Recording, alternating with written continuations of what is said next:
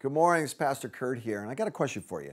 What's going on in the very inside of your life? What's your internal motivation? Here's what I love about the Apostle Paul in the book of Philippians. It's a short little book, but in it he really exposes the things that motivate him, the deepest thoughts that drive his life.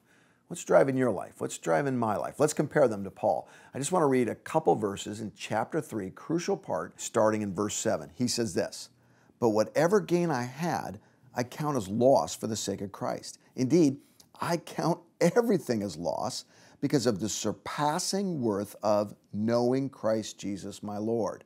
For his sake, I have suffered the loss of all things and count them as rubbish in order that I may gain Christ."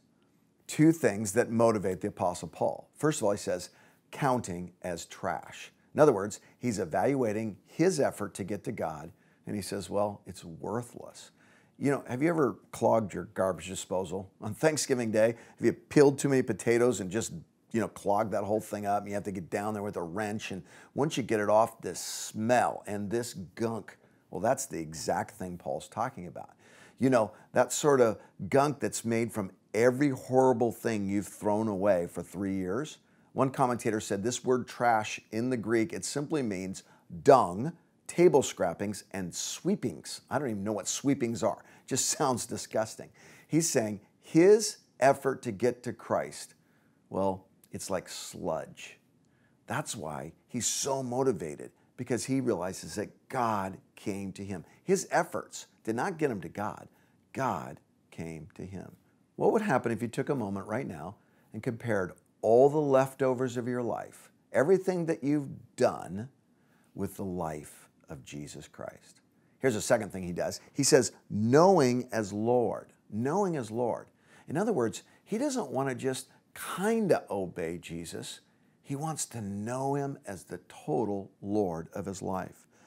You know, Paul really wants us to compare the big message in chapter 2 with the big message in chapter 3.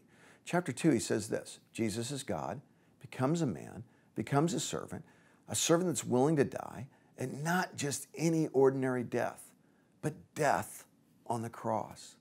He says, when I compare that to everything else I've achieved, well, there's only one logical response.